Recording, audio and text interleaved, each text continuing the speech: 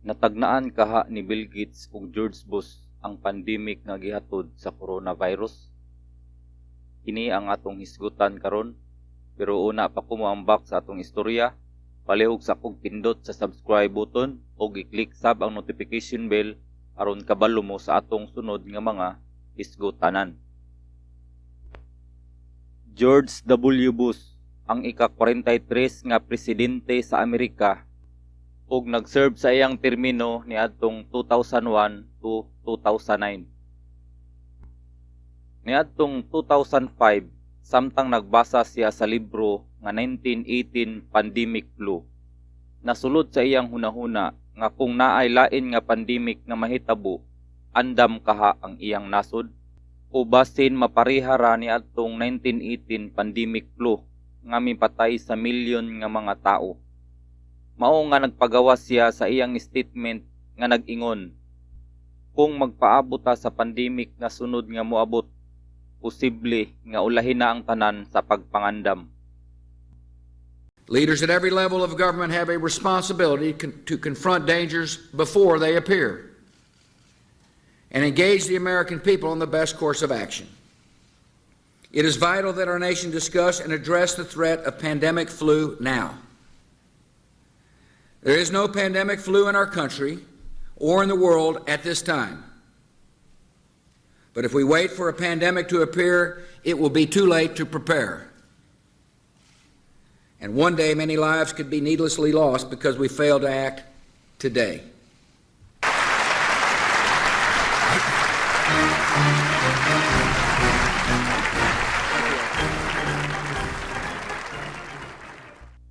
Ug wala gyud siya masipyat sa iyang panagna, ug human sa 15 ka tuig niabot gyud ang iyang gikahadlukan ug nakurat na lantang tanan.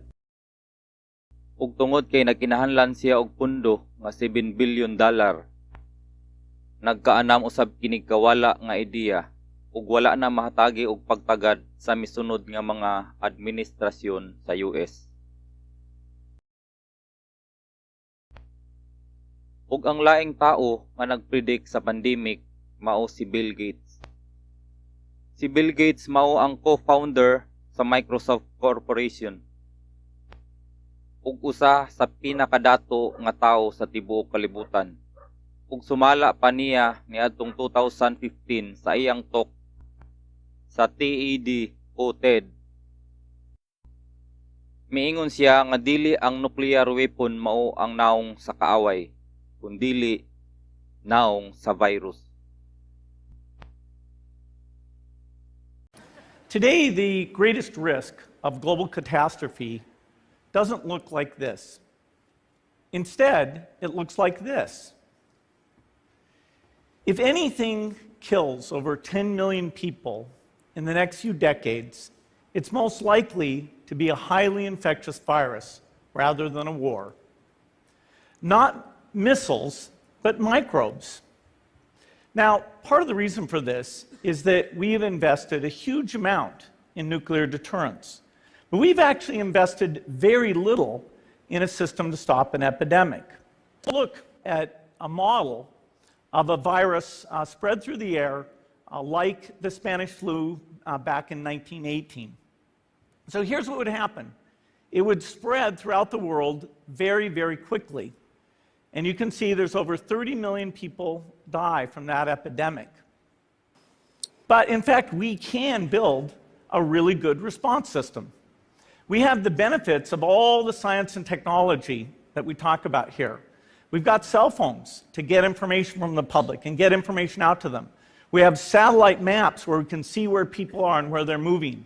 We have advances in biology that should dramatically change the turnaround time to look at a pathogen and be able to make drugs and vaccines that fit for that pathogen. But we need to get going because time is not on our side.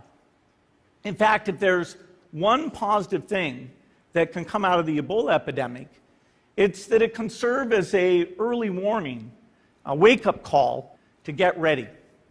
If we start now, we can be ready for the next epidemic.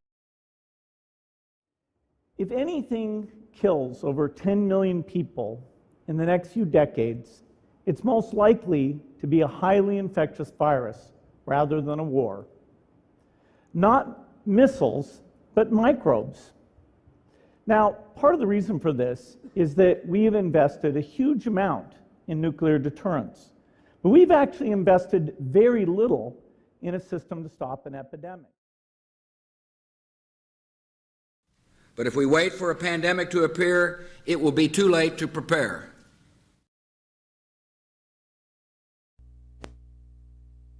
Ug tungod aning atong nasinati karon nga panghitabo sa coronavirus pandemic, mahimo naunta kini nga wake-up call alang sa atong gobyerno ug alang usab sa matag usa kanato.